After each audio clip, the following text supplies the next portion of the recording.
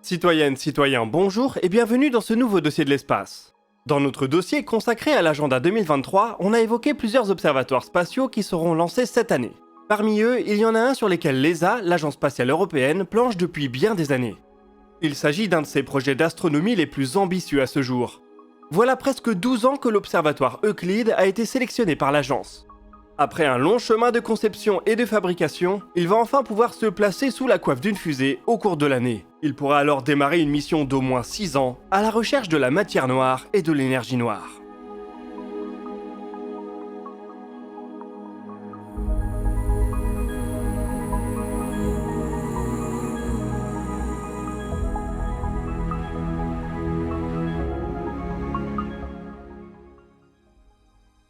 Le XXe siècle a été une véritable montagne russe en termes d'astronomie et de cosmologie.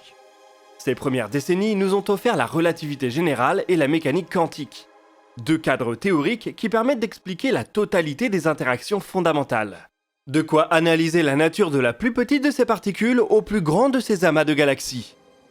Seulement, les décennies suivantes ont montré que le travail n'était pas terminé.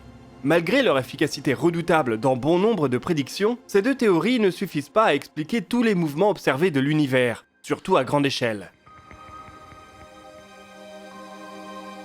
Dans la seconde moitié du XXe siècle, deux problèmes majeurs ont ainsi fait leur apparition, celui de la matière noire et celui de l'énergie noire. Le premier concerne le comportement gravitationnel de la matière à grande échelle, dans les galaxies spirales par exemple. Elles se comportent comme si elles étaient beaucoup plus lourdes que ce qu'elles nous laissent deviner de par leur luminosité. On suppose donc qu'elles contiennent une grande quantité de matière, invisible et interagissant très peu avec la matière classique, si ce n'est par le biais de la gravitation.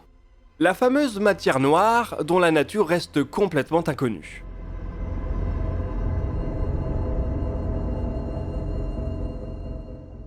L'énergie noire est un problème qui semble découler des propriétés de l'univers lui-même.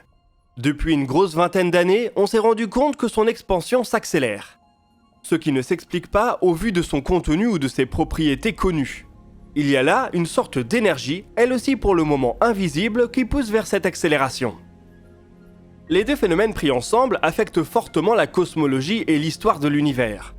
La matière noire semble être l'influence qui a permis la formation des galaxies, tandis que l'énergie noire pourrait sceller dans un futur lointain le destin de l'univers. Comprendre ces deux phénomènes, qu'on a pour le moment bien de la peine à expliquer, est donc un objectif de premier ordre pour les astrophysiciens. Et c'est dans ce cadre que la mission Euclide a été pensée. Il existe aujourd'hui de très nombreuses hypothèses sur ce que sont réellement la matière noire et l'énergie noire. À moins de les observer directement, sous forme de particules par exemple, pour la première d'entre elles, le meilleur moyen de les départager est encore de caractériser aussi précisément leurs effets. Euclide va participer à cet effort en observant l'univers sur de très grandes échelles, de distance et de temps. Il imagera des milliards de galaxies distantes de 10 milliards d'années au maximum, sur une grande partie du ciel. Cela permettra de mieux comprendre comment l'univers a évolué sous leur influence respective.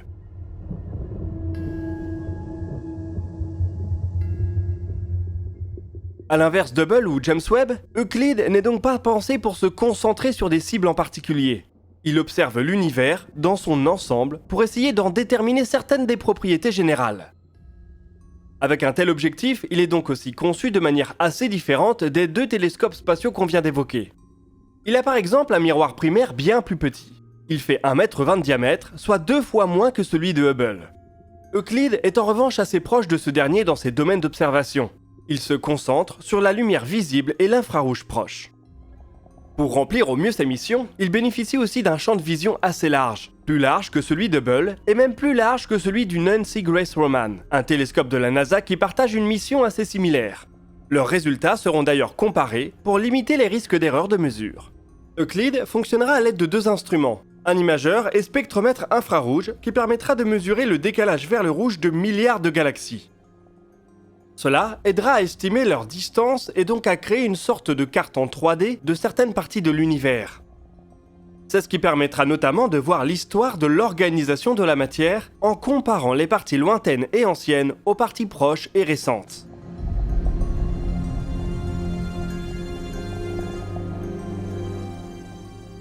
Une autre caméra, en lumière visible, exploitera une technique de mesure du cisaillement gravitationnel. Elle cherchera à mesurer la manière dont la lumière de très lointaines galaxies est affectée par les masses qui se trouvent en avant-plan. Les altérations de cette lumière sont le signe qu'une géométrie de l'espace-temps est déformée par des masses importantes. Comme la matière noire n'est visible que par son influence gravitationnelle, c'est un bon moyen de la détecter. Cela permettra donc d'estimer la distribution de cette dernière dans l'espace et dans le temps. Euclide ne va pas mener sa mission en orbite autour de la Terre. Il va rejoindre une zone qui est ces derniers temps très populaire pour les télescopes spatiaux, le point de Lagrange L2 du système Soleil-Terre. C'est là qu'évoluent James Webb et Gaia, et c'est aussi là que le Nancy Grace Roman viendra les rejoindre. Cette orbite a l'avantage de pouvoir garder le Soleil hors du champ de vision d'un observatoire, tout en maintenant des communications constantes avec la Terre. Nul doute donc qu'elle va continuer à être très populaire. Bref, comme James Webb, Euclide va avoir besoin d'un contrôle d'attitude très précis. Les pointages grossiers seront réalisés par des roues de réaction, et les pointages les plus précis feront appel à des micropropulseurs extrêmement agiles, capables de fournir des poussées de quelques micronewtons seulement. Toujours comme James Webb, il disposera aussi d'un grand bouclier thermique pensé pour le mettre à l'abri de la lumière solaire. Grâce à la petite taille relative du télescope, il est cependant beaucoup plus simple. C'est sur sa face extérieure, celle qui est en permanence exposée au soleil, qu'on retrouvera des cellules photovoltaïques permettant l'alimentation en électricité. L'enveloppe totale est plutôt compacte pour une masse de 2,16 tonnes au lancement. Le lancement est justement un sujet épineux.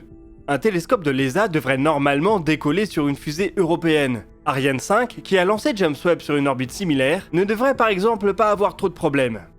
Le hic, c'est qu'Ariane 5 n'est plus fabriquée, pour laisser la place à sa petite sœur Ariane 6.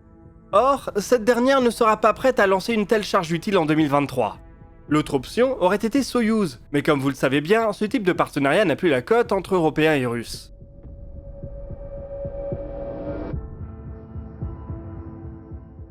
Face à cette impasse, l'ESA a lancé en fin d'année 2022 une étude de faisabilité pour lancer Euclide sous la coiffe d'une Falcon 9.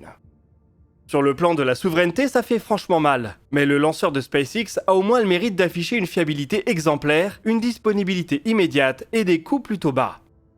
C'est probablement la seule option réaliste pour un lancement cette année. Si l'on devait attendre Ariane 6, il faudrait plutôt regarder 2024, voire 2025. La Falcon 9 n'a jamais réalisé de lancement vers le point de Lagrange L2 du système Soleil-Terre. Ce serait l'occasion pour elle de démontrer une nouvelle capacité qui pourrait par la suite être exploitée par la NASA. Quel que soit le lanceur, Euclide mettra environ un mois à parcourir les 1,5 million de kilomètres qui le séparent de son orbite finale. C'est à peu près 4 fois la distance Terre-Lune. Il démarrera alors son travail de cartographie des galaxies et de la matière. Celui-ci promet de produire un volume énorme de données. Comme pour beaucoup de projets astronomiques récents, leur traitement est un des plus gros défis de la mission. L'ESA sera chargée de rapatrier et de stocker les données brutes qui se compteront en dizaines de pétaoctets. Elle les mettra alors à la disposition des centaines de chercheurs qui forment le consortium Euclide. Il leur faudra alors mener un lourd travail de traitement pour analyser et interpréter ces données brutes. Les données d'Euclide offriront ainsi dans quelques années une vue d'ensemble très précise de la manière dont l'univers a évolué sous l'influence de la matière noire et de l'énergie noire. L'espoir qui porte la mission, c'est que ces mesures pourront départager certains modèles qui font des prédictions légèrement différentes. L'humanité aurait alors une chance d'avancer sensiblement dans sa compréhension du cosmos et de ses lois. Accessoirement, les cartes d'Euclide promettent de révéler bien des galaxies qui n'avaient jamais été observées jusqu'ici. Certaines d'entre elles pourraient présenter des caractéristiques suffisamment uniques pour devenir des cibles d'intérêt à part entière. On pourrait ainsi imaginer que James Webb passe derrière Euclide pour détailler certaines de ces galaxies juste révélées.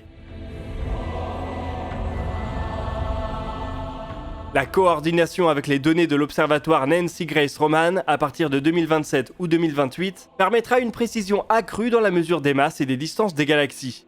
Cela offrira une chance supplémentaire de départager différents modèles d'énergie noire. Les données d'Euclide ne pourront en revanche pas nous dire ce que sont concrètement la matière noire et l'énergie noire. Ce sont peut-être des expériences en laboratoire ou des percées théoriques qui permettront d'avancer dans cette compréhension. Euclide fournira cependant des bornes, des propriétés observées de ces deux phénomènes qui réduiront le champ des possibles pour les expérimentations et les théoriciens, avec peut-être à la clé un bouleversement dans notre compréhension de l'univers.